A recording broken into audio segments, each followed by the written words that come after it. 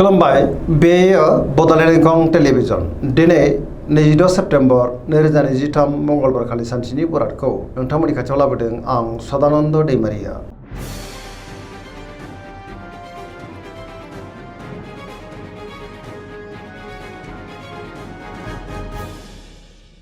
सिगां फरायनो लादों मेष राशि गिबि हांखो अ ल दिनैनि साना जोबोर मोजां बहाबा दावबायनो एबा हान्थिनो खाबु मोनगोन आरो मोजाङैनो हान्थिनोबो हागोन गोसोनि साननायफ्रा दिनै मोगथाङाव जाफुंनोबो हागौ मावनो लानाय खामानिखौ थि समावनो आरो गोरलैयैनो मावफुंनोबो हागोन गोसोखौ दिनै जोबोर गोजोननाय मोनगोन देहाया मोजाङै थागोन अब्लाबो नाथाय जानाय लोंनायाव सांग्रां जानांगोन सोरबा लोगोनिफ्राय मोजां खौरां मोननोबो हागौ रांखावरियाव मोजां बेफार फालांगियावबो दिनै मोजां होनजायो गुबुननिफ्राय थोजासे हेफाजाब मोननो हागोन न'खराव अनलायनाय फैगोन बिमा बिफानि अननायफोरखौ दिनै मोननो हागौ सोरजोंबा बाख्नाय जानो हागौ गोसोनि बोलोआ बांगोन समाजाव बयजोंबो मान होजागोन सेंग्रा सिख्लाफ्रा जोबोर रमान्टिक जागोन आरो गावबा गावनि गोसोनि साननायखौ फोरमायलायनोबो हागोन पजिटिभ एनार्जिनि गोहोम गोग्लैगोन फरायसाफ्रा दिनै फरायनायाव गोसो दुंखांगोन आरो मोजां फिथाइ मोननोबो हागोन।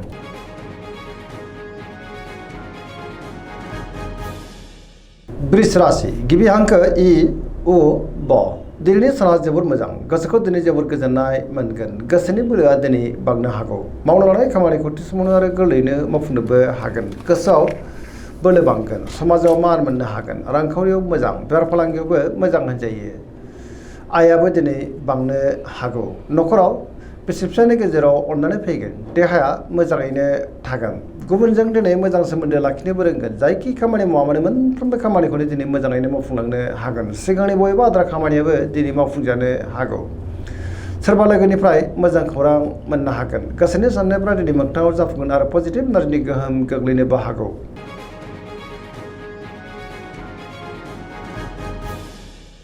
मिथुन राशि गिबि हांखो क स दिनैनि साना जोबोर मोजां पजिटिभ एनार्जिनि गोहोम गोग्लैगोन मोनफ्रोमबो बिथिङावनो जाफुंसारनो हागोन गियाननि आंखाल जानाय नङा गोसोआ दिनै जोबोर खुसि जागोन लाइमोनफ्रा जोबोर रमान्टिकबो जागोन देहाया मोजाङैनो थागोन रांखावरियाव मोजां बेफार फालांगियावबो मोजां होनजायो न'खराव दिनै अननानै फैगोन समाजाव मान मोननो हागोन गोसोनि बोलोआ बांगोन गावनि गोसोनि साननायखौ दिनै गुबुननो फोरमायनोबो हागोन सोरबा लोगोनिफ्राय अनसायनाय मोननो हागौ सोरजोंबा दिनै बाख्नाय जानोबो हागौ गुबुनजों मोजां सोमोन्दो लाखिनो हागोन लाइमोनफोरनि गोसोआ दिनै जोबोर खुसि जागोन पजिटिभ एनार्जिनि गोहोम गोग्लैगोन।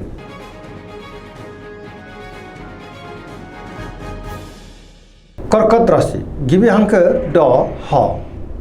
दिनैनि साना जोबोर मोजां गोसोखौ दिनै जोबोर गोजोननाय मोनगोन सोरबा लोगोनिफ्राय मोजां खौरां मोननोबो हागौ गुबुननिफ्राय थोजासे हेफाजाबबो मोननो हागोन आरो सोरजोंबा बाख्नाय जानो हागौ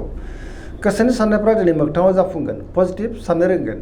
मावनो लानाय खामानिखौ थि समावनो आरो गोरलैयैनो मावफुंनोबो हागोन रांखावरियाव मोजां बेफार फालांगियावबो मोजां होनजायो समाजाव मान मोननो हागोन देहाया दिनै मोजाङैनो थागोन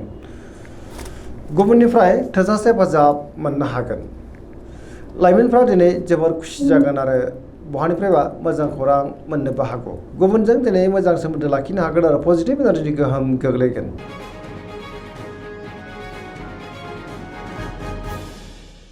सिंह राशि गिबि हांखो म ट दिनैनि साना मोजां आरो गाज्रि गेजेरजों बाबेलांनो हागौ गोसोआव गोनो गोथो साननाय फैनोबो हागौ गुबुननि थाखाय नाङा फाङा जेंनायाव गोग्लैनांनोबो हागौ सांग्रां जानाया गाहाम बहानिफ्रायबा हरखाबै गाज्रि खौरांबो फैनो हागौ गोसोनि साननायफ्रा दिनै देबर नांगोन रांखावरियाव मोजां अब्लाबो नाथाय खरसायाबो बांनो हागौ बेफार फालांगियाव मोजां होनजायो गोसोनि साननायखौ गुबुननो फोरमायनो गोब्राब जानो हागौ न'खराव अननानै फैगोन समाजाव मान मोननो हागोन गोसोआव नाथाय अब्लाबो बेले बेजे साननाय फैनोबो हागौ गुबुननि थाखाय नाङा फाङा जेंनायाव गोग्लैनांनोबो हागौ।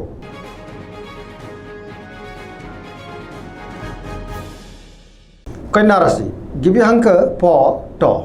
दिनैनि साना जोबोर मोजां गोसोखौ दिनै जोबोर गोजोननाय मोनगोन सोरजोंबा बाख्नाय जानो हागौ गोसोआव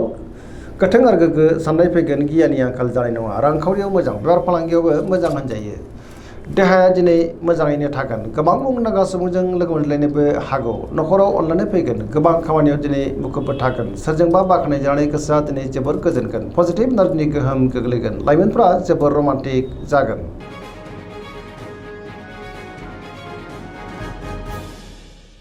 तुला राशि गिबि हांखो र ट दिनैनि साना जोबोर मोजां गोबां रोखोमनि जेंनाफोरखौ दिनै सुस्रांनो हागोन गोग्गो साननो रोंगोन गियाननि आंखाल जानाय नङा मोनफ्रोमबो बिथिङावनो जाफुंसारगोन मावनो लानाय खामानिखौ थि समावनो आरो गोरलैयैनो मावफुंनोबो हागोन देहाया मोजाङै थागोन रांखावरियाव मोजां मोननो गोनांखौबो दिनै मोननो हागौ न'खराव बिसि-फिसायनि गेजेराव अननानै फैगोन समाजाव मान मोननो हागोन गुबुननि थाखाय दिनै गोबां मोजां खामानि मावनानै होनोबो हागोन लोगोफोरनिफ्राय थोजासे हेफाजाबबो मोननो हागौ गोदान थांखि लानो रोंगोन सेंग्रा सिख्लाफोरा जोबोर रमान्टिक जागोन आरो गावबा गावनि गोसोनि साननायखौ फोरमायलायनोबो हागोन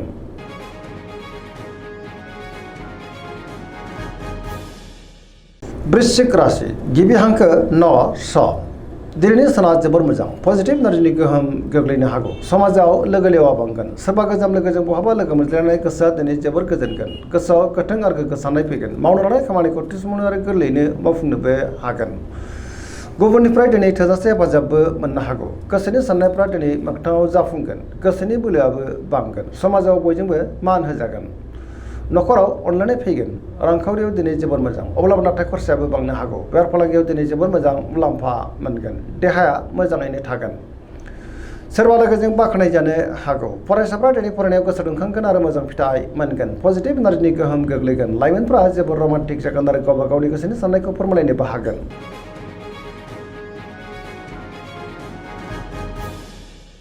धनु राशि गिबि हांखो ध फ भ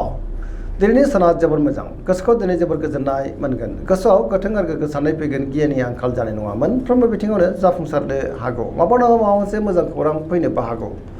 मावनो लानाय खामानिखौ थि समावनो आरो गोरलैयैनो मावफुंनो हानानै गोसोआ दिनै जोबोर गोजोनगोन गोसोनि साननायफ्रा दिनै मोगथाङाव जाफुंनो हागौ रांखावरियाव मोजां बेफार फालांगियावबो मोजां होनजायो समाजाव दिनै गोबां मान मोननो हागोन बहाबा दावबायनो एबा हान्थिनो खाबु मोनगोन आरो मोजाङैनो हान्थिनोबो हागोन देहाया मोजाङै थागोन अब्लाबो नाथाय जानाय लोंनायाव सांग्रां जानांगोन न'खराव बिदा फंबायनिफ्राय थोजासे हेफाजाबबो मोननो हागौ लाइमोनफोरनि गोसोआ दिनै जोबोर रमान्टिक जागोन गोसोनि साननायफ्रा मोगथाङाव जाफुंगोन आरो पजिटिभ एनार्जिनि गोहोम गोग्लैनो हागौ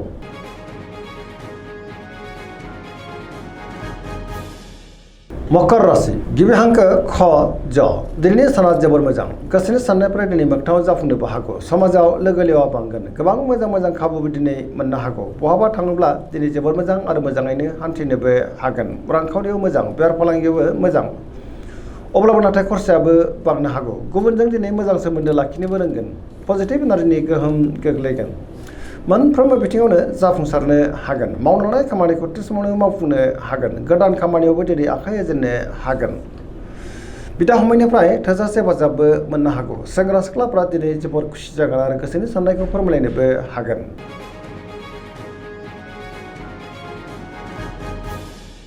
कुम्भ राशि गिबि हांखो ग स दिनैनि साना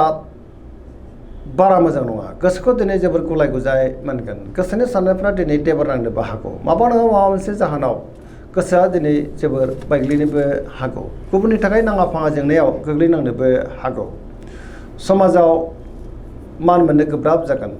गोबां मुंदांखा सुबुंजों लोगो मोनज्लायनोबो हागौ रांखावरियाव बारा मोजां नङा नाङा फाङा खरसाया बांगोन बेफार फालांगियावबो दिनै बारा मोजां नङा होनजायो देहाया बारा मोजां थानाय नङा गोबां रोखोमनि देहायारि जेंनाजों मोगा मोगि जानांनोबो हागौ न'खराव अननानै फैगोन बिमा बिफानि अननायफोरखौ मोननो हागौ गुबुननिफ्राय हेफाजाब लानांनोबो हागौ नेगेटिभ एनार्जिनि गोहोमबो गोग्लैनो हागौ सांग्रां जानाया गाहाम